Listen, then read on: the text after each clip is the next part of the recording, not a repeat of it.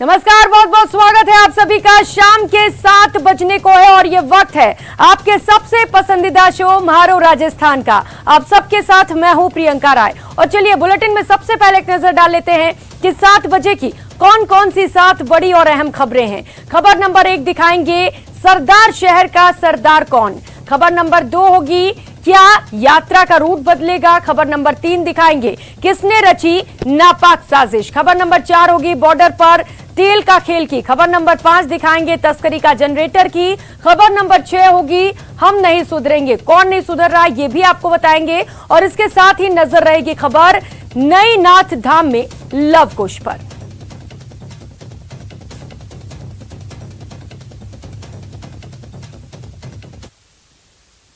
और बुलेटिन की शुरुआत बड़ी खबर से करेंगे। बेरोजगारी के साथ बैठक को लेकर इस वक्त आ रही ये बड़ी अपडेट आपको बता दें। सरकार ने बेरोजगारों के साथ बैठक की। बेरोजगारों की समस्या पर सीएमओ में मीटिंग की गई। सीएमओ में करीब करीब 1 घंटे तक और उससे ज्यादा ये मीटिंग चली। 21 सूत्रीय मांगों पर मंथन किया गया है। कई मांगों पर सहमति भी बन गई है। मुख्यमंत्री के प्रमुख सचिव से भी वार्ता हुई। अगली वार्ता के बाद आगे की रणनीति तैयार की जाएगी। तो 20 नवंबर को सरदार शहर में रैली भी निकाली जाएगी।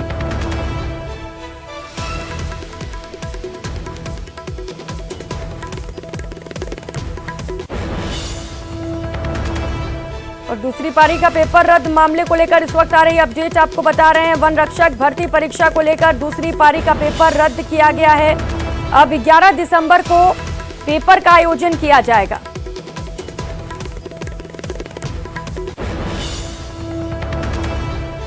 और ज्यादा जानकारी के साथ सहयोगी लवली इस वक्त हमारे साथ जुड़ चुके हैं। लवली, 11 दिसंबर को पेपर का आयोजन होना है, पूरी जानकारी दीजिए इसे लेकर।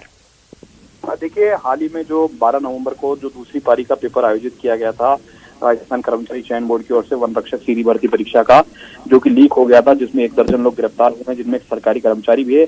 इस मामले में सरकार के विचार के बाद में अब राजस्थान कर्मचारी चयन बोर्ड ने इसकी नई तारीख का ऐलान किया है। जो नई तारीख होगी वो 11 दिसंबर होगी। 11 दिसंबर को 2 पारियों में ये पेपर जो है पूरे राज्य के अंदर जिस सेंटर पर ये पेपर हुआ था वो आयोजित होगा।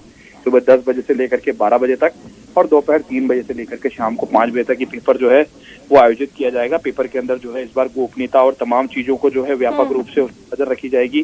साथ ही साथ में बोर्ड ने अपनी विज्ञप्ति में ये भी लिखा है कि सोशल मीडिया पर जो भी भ्रामक प्रचार प्रसार चल रहा है उसे किसी भी प्रकार से जो है वो नहीं माने और राजस्थान की जो बोर्ड की साइड है, राजस्थान कर्मचारी चयन बोर्ड की, उस पर ऑफिशियली जो सूचना है उसे ही अंतिम और सही सूचना माना जाए। आपको बता दें कि 4 लाख से ज्यादा अभ्यर्थी जो है वो इस पूरे के पूरे एग्जाम से जुड़े हुए हैं, जिन्हें ये एग्जाम देना है। और वन रक्षक सीधी भर्ती परीक्षा का जो पेपर था वो लगातार 4 से 5 दिन चला था, जिसमें 2 पारियों के अंदर ये पेपर था वो यहाँ पर हुआ था। जो दूसरी पारी का पेपर था वो राजसमंद से जो है वो लीक किया गया था। उस पूरे मामले की जांच और राजस्थान पुलिस जो है और राजसमंद पुलिस कर रही है। लेकिन बड़ी बात यह है कि बेरोजगारों को एक बार फिर से जो अभ्यर्थी हैं उन्हें एक बार फिर से पेपर देने के लिए सेंटर्स पर जाना पड़ेगा। सेंटर पर बिल्कुल लवली, अभ्यर्थियों की परेशानी एक बार फिर से बढ़ गई है। आप इसके साथ बने रहेंगे इसी खबर पर और ज्यादा जानकारी लेंगे। और इस बीच एक और बड़ी खबर सामने आ रही है। पहले दर्शकों को बता दें, बेरोजगारों के साथ सरकार की बैठक हुई। बेरोजगारों की समस्या पर सीएमओ में मीटिंग की गई। सीएमओ में 1 घंटे से ज्यादा ये बैठक चली। 21 सूत्रीय मांगों पर मंथन किया गया। कई मांगों पर सहमति भी बनी है। मुख्यमंत्री के प्रमुख सचिव से भी वार्ता हुई। अगली वार्ता के बाद आगे की रणनीति तैयार की जाएगी। 20 नवंबर को सरदार शहर में रैली भी निकाली जानी है। मुख्यमंत्री जी के आश्वासन पे 38 दिन के बाद हम गुजरात से वापस लौटे थे। उन्होंने आश्वासन दिया था, विश्वास दिया था, उनके विश्वास पर हम आए हैं। और पूर्ण विश्वास है कि जो आज वार्ता हुई, जिस प्रकार हमारी सारी मांगों को सारे प्रतिनिधि मंडल से सुनी गई, 20 मांगों को लेकर जो चर्चा हुई है और जो मीटिंग का दौर फिर से शुरू हो रहा है, डीओपी सेक्रेटरी पे होगी और दोबारा से हमें बुलाया जाएगा। उम्मीद है कि हमारी कई मांगे पूरी होगी, युवाओं के साथ न्याय होगा। यदि धोखा होता है तो फिर से हम सड़कों पर उतरेंगे। हाल फिलहाल हम लोगों ने निर्णय लिया है, दूसरी दौर की वार्ता का इंतजार करेंगे और 20 तारीख को चूरू सरदार शहर में रैली निकालेंगे। और लवली सहयोगी लगातार हमारे साथ जुड़े हुए हैं। लवली, 21 सूत्रीय मांगों पर मंथन हुआ, किन किन बातों पर सहमति बन पाई है आज बैठक में?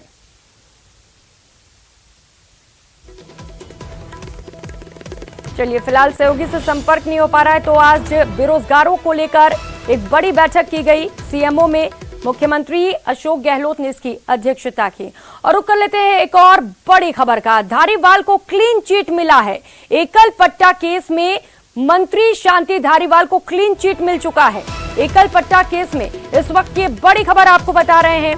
एकल पट्टा प्रकरण में यूडीएच मंत्री शांति धारीवाल को क्लीन चिट मिला है। हाईकोर्ट में आज इस मामले को लेकर सुनवाई की गई और मंत्री शांति धारीवाल को क्लीन चिट दिया गया है।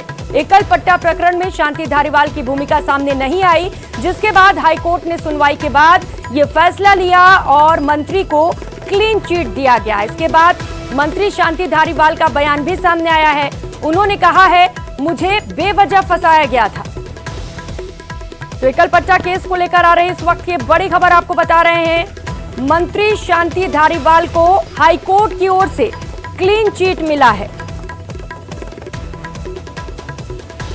तो आपको बता दें, सुनवाई में धारीवाल की कोई भी भूमिका सामने नहीं आई, जिसके बाद हाईकोर्ट ने यह फैसला सुनाया है और मंत्री को क्लीन चिट दे दिया गया है। राकेश सहयोगी हमारे साथ जुड़ चुके हैं। राकेश, मंत्री शांति धारीवाल को क्लीन चिट मिल चुका है, अब उनकी मुश्किलें कम हो गई।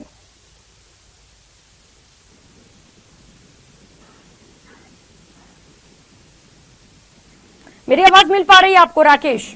बिल्कुल। देखिए, जिस तरीके से एकल पट्टा प्रकरण जो 2014 से चल रहा था, एसीबी ने 2014 में मुकदमा दर्ज किया था। उसके बाद से लगातार जो यूडीएच मंत्री शांति धारीवाल हैं, ये मामला चल रहा था। चूंकि एसीबी ने इसकी जांच करने के बाद इसमें फाइनली एफआईआर दे दी थी, तो एसीबी की एफआईआर पर हाईकोर्ट ने बिंदुवार जो है जवाब मांगा था। इस पूरे मामले की नए सिरे से जांच की थी कि जो एसीबी ने एफआईआर दी है उसके पीछे जो कुछ कारण थे और कुछ जहां संदेहास्पद स्थिति थी वहां पर जवाब मांगा था।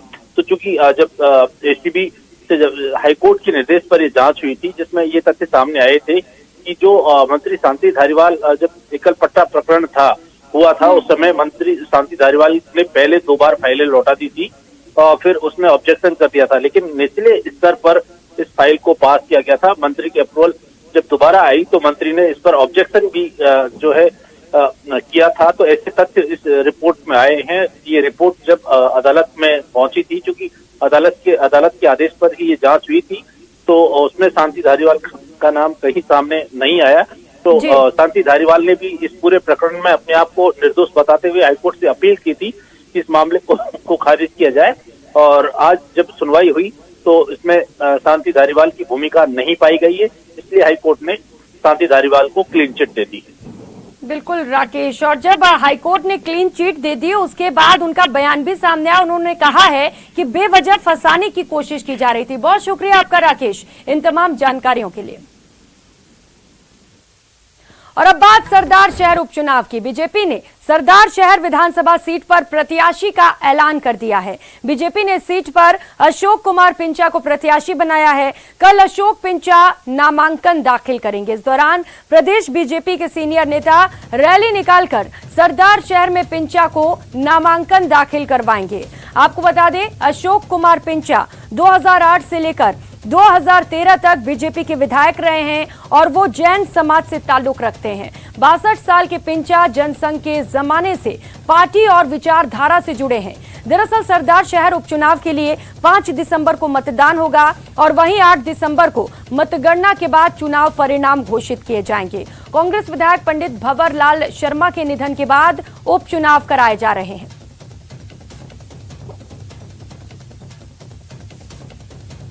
तो चूरू के सरदार शहर विधानसभा सीट पर उपचुनाव में बीजेपी ने अशोक पिंचा को टिकट दिया है, जिसके बाद बीजेपी उपनेता प्रतिपक्ष राजेंद्र राठौड़ ने क्या कुछ कहा, चलिए आपको सुनाते हैं। सरदार शहर सीट पर बीजेपी ने अपने उम्मीदवार की घोषणा कर दी है। छिपा साहब को जो है वो विधायक के प्रत्याशी के रूप में जो है वो घोषित किया गया। इस वक्त राजेंद्र राठौड़ साहब है, क्या पृष्ठभूमि है, किन कारणों से जो है उन्हें टिकट दिया गया? एक अच्छे कार्यकर्ता, अच्छे संगठनकर्ता और पूर्व में विधायक के रूप में जिन्होंने अद्वितीय काम किया, वो अशोक जी पिंचा हमारे उम्मीदवार है।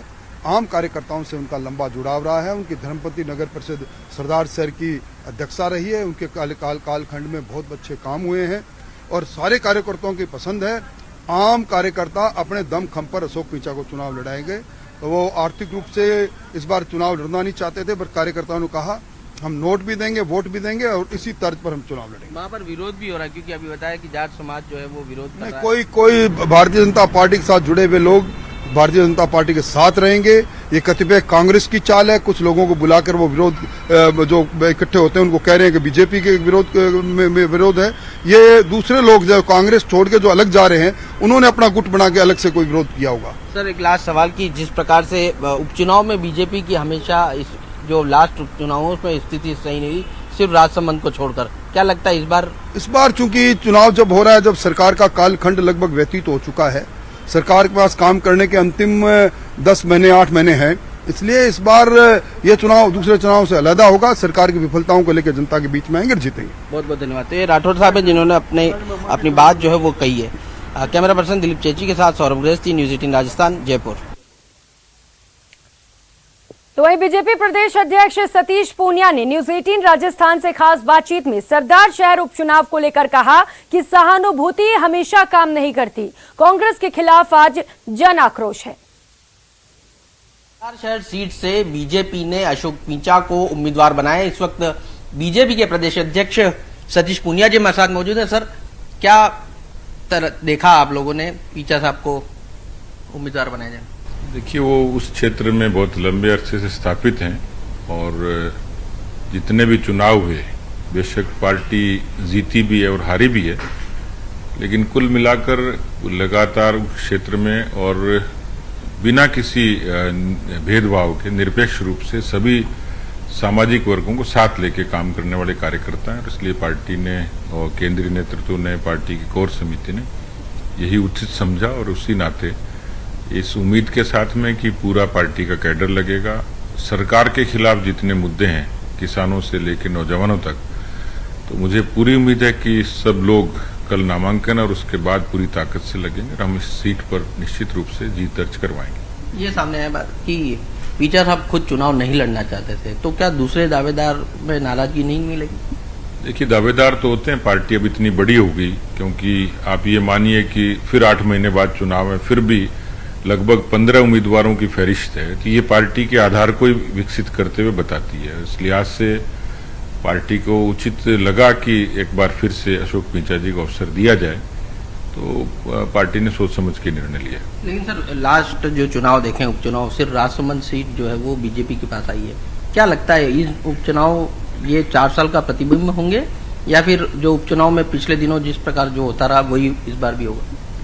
देखिए, कोई रिफ्लेक्शन तो फ्यूचर के नहीं होते हैं, लेकिन एक सामान्य सी फिनोमिना है कि कोरोना के कारण, क्योंकि वो बड़ी त्रासदी थी और उसके कारण जो उस समय के विधायकों की, वो चाहे बीजेपी के हों चाहे कांग्रेस के हों, वो दिवंगत हुए, तो उस परिवारों के प्रति आमतौर पर एक सहानुभूति होती है।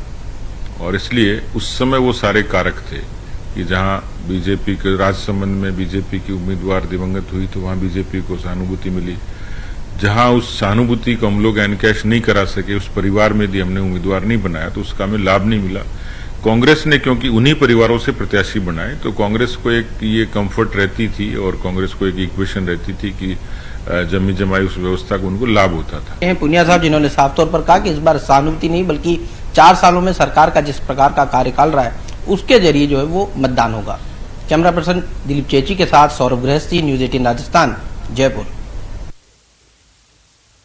वही कांग्रेस आज या कल सुबह टिकट फाइनल कर सकती है। जयपुर पहुंचे पीसीसी चीफ गोविंद सिंह डोटासरा ने कहा कि आज और कल में जल्द ही टिकट फाइनल हो जाएगा। उन्होंने यह भी कहा कि चुनावी मुकाबले के लिए कांग्रेस पूरी तरह से तैयार है। इस उपचुनाव में गहलोत सरकार के सुशासन और कांग्रेस की जीत होगी। सिंपैथी को लेकर कार्ड खेला है, इस बार भी लगभग वही हालात रहेंगे।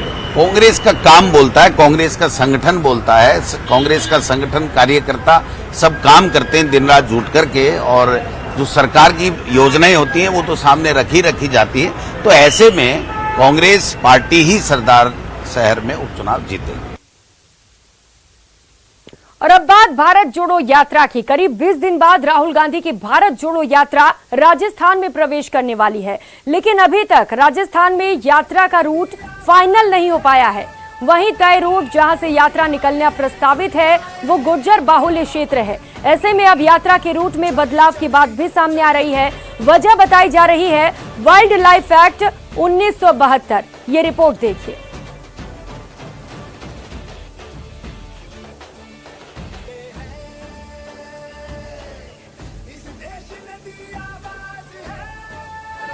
ऐसा कुछ भी नहीं है। पहले गूगल मैप से बनाया गया था, फिर जाकर के दिल्ली से AICC से जो बैजू जी हैं उनकी टीम ने उसको देखा है।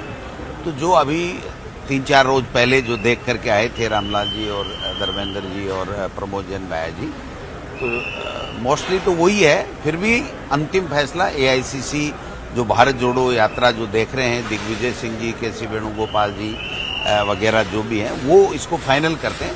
हमारे पास में फाइनल रूट जो ही आ जाएगा हम सबको बता भी देंगे और उस रूट के ऊपर सारी व्यवस्थाएं भी करेंगे। नहीं, रूट हमने फाइनल नहीं किया। रूट जो AICC की जो कमेटी आदरणीय दिग्विजय सिंह जी की अध्यक्षता में उन लोगों ने फाइनल किया है। टेंटेटिव जो रूट है उसमें आगे पीछे अभी कोई चेंज नहीं है जो आप पूछना चाह रहे हो, लेकिन कोई भी चेंज होता तो कमेटी के मार्फत ही होता। मुख्यमंत्री जी, प्रदेश अध्यक्ष जी, वो कमेटी के माध्यम से ही तय हो पाता। अभी तक का जो रूट हमने देखा है वो झालावाड़, कोटा, बूंदी, दौसा और हमारे अलवर होता हुआ जीरिका, फिरोजपुर होता हुआ निकलेगा। अभी तक का टेंटेटिव रूट हमने देखा। जो उनके चलने की जो स्पीड है रोज 25-30 किलोमीटर के बीच में, कभी 23 भी होती, कभी 27 भी होती है, तो वो हमने देखी। रुकने की जगह राजस्थान के यात्री, भारत यात्री अलग अलग रुकेंगे।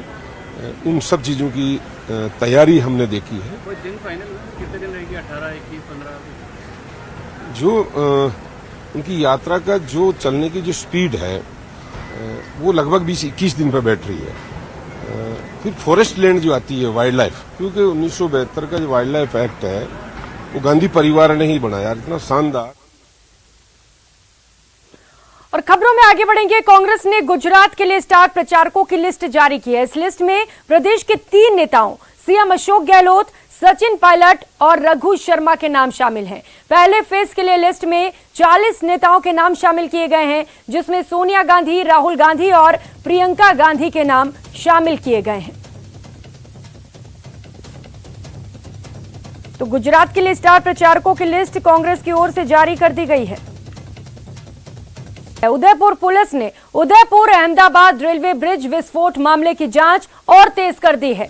आज सिटी पुलिस ने शहर में roadways bus stand, railway, hotels, धर्मशाला पर CID के साथ मिलकर सघन चेकिंग की।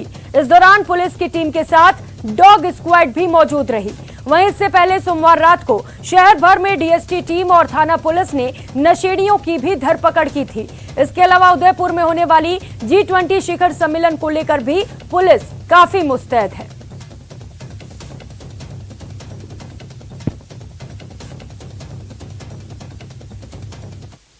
देखिए, उदयपुर में शहर को सुरक्षित करने के लिए कल सुबह से हमने 113 नशेड़ियों को कल ही पकड़ा था, जिनमें 14 को धारदार हथियारों के साथ पकड़ा गया था। ये लोग छोटी मोटी चोरियों में, लूटपाट में और आपस में लड़ाई झगड़ों में काफ़ी ज़्यादा मशरूफ़ रहते हैं और इनकी इन हरकतों की वजह से शहर की कानून व्यवस्था भी प्रभावित होती है। लोगों का विश्वास भी, आम जन का विश्वास भी खराब होता है। इसको देखते हुए एक ड्राइव के रूप में इनको नशेड़ियों के खिलाफ लगातार कार्रवाई की जाएगी। ये कल से प्रारंभ होकर आज भी चल रही है, बदस्तूर जारी है। तो वहीं पेट्रोल डीजल की कीमतों में लगातार बढ़ोतरी के साथ ही झुंझुनू में हरियाणा से इसकी तस्करी भी बढ़ गई है। तस्करों का दुस्साहस इतना है कि वे खरीदार के ठिकाने तक जितना चाहिए उतना पेट्रोल डीजल पहुंचा रहे हैं। सरकार को करोड़ों का चूना लगा रहे हैं। ये रिपोर्ट देखिए।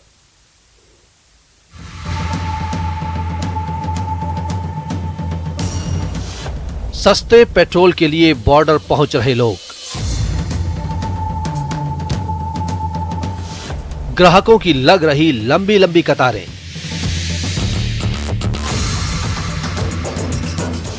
तस्करों की हो रही चांदी,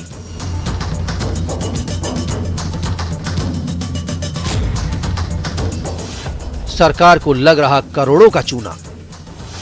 न्यूज 18 की पड़ताल में बेपर्दा हुआ तेल का खेल।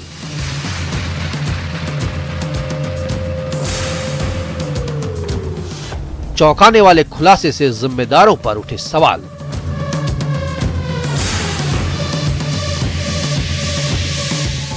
पेट्रोल डीजल के अवैध परिवहन की ये तस्वीरें न्यूज 18 के स्टिंग ऑपरेशन में कैद हुई हैं। गाड़ी की रफ्तार बता रही है कि तस्करों को सरकारी अमले का जरा भी खौफ नहीं है, या फिर उनकी सेटिंग इतनी मजबूत है कि उन्हें फिक्र करने की जरूरत ही नहीं है। इसलिए वो बेफिक्र होकर, बेखौफ होकर अपने काले कारोबार को अंजाम दे रहे हैं। वैसे झुंझुनू डीएसओ कपिल झाझड़िया न्यूज 18 के कैमरे पर अपनी मौजूदगी दर्ज कराने, अपना वजूद साबित करने का पूरा प्रयास करते हैं। बेसिकली राजस्थान और हरियाणा, इनके बॉर्डर से कार्रवाई की सूचनाएं कभी कभार प्राप्त होती है कि हरियाणा से राजस्थान में कुछ इस तरह का तस्करी होकर डीजल या पेट्रोल आता है। सूचना प्राप्त होने पर हम अपना डेवलप करके उसके नियमानुसार जो विधिक कार्रवाई बनती है वो करते हैं, उनको जब्ती भी करते हैं। कपिल झाझड़िया भले ही मुस्तैदी के दावे करें, लेकिन स्टिंग ऑपरेशन के आगे उनके दावे खोखले साबित हो जाते हैं। उन्हें मानना पड़ता है कि झुंझुनू में तस्करों ने कच्चे रास्तों के जरिए नया रूट बना लिया है। हरियाणा से जो रोड आ रहे हैं उन सब पे नाके भी लगा दिए गए हैं, वहाँ कैमरे लगाए गए हैं, तो बिल्कुल क्लोज मॉनिटरिंग की जाती है। फिर भी मेन रूट के अलावा कई रूट लोकल रूट भी हैं, तो उन पर कई बार पुलिस नहीं होती, उसका फायदा उठा करके ये इस योजना को अंजाम देने में सफल हो जाते हैं। झुंझुनू जिले से सटे लोहारू और नारनौल बॉर्डर से प्रतिदिन करीब 40,000 लीटर डीजल पेट्रोल की तस्करी होती है। तस्करी बढ़ने के कारण हरियाणा में बॉर्डर के 10 किलोमीटर एरिया में करीब 2 दर्जन पेट्रोल पंप चल रहे हैं, जबकि झुंझुनू जिले में बॉर्डर के आसपास करीब 20 किलोमीटर एरिया में एक भी पेट्रोल पंप नहीं है। पुलिस का दावा है कि उसने तस्करी रोकने के लिए नाके लगाए, इन नाकों पर सीसीटीवी लगाए, लेकिन सच यही है कि पुलिस डाल डाल है तो तस्कर पात पात है, यानी पुलिस से 2 कदम आगे। इसलिए तस्कर डीजल पेट्रोल की तस्करी से मोटी रकम कमा रहे हैं। अब जरा तेल के खेल के गणित को समझिए। हरियाणा में राजस्थान की तुलना में डीजल पेट्रोल की कीमत कम है। दरअसल वहाँ वैट कम है, जबकि राजस्थान में वैट ज्यादा होने से रेट भी ज्यादा है।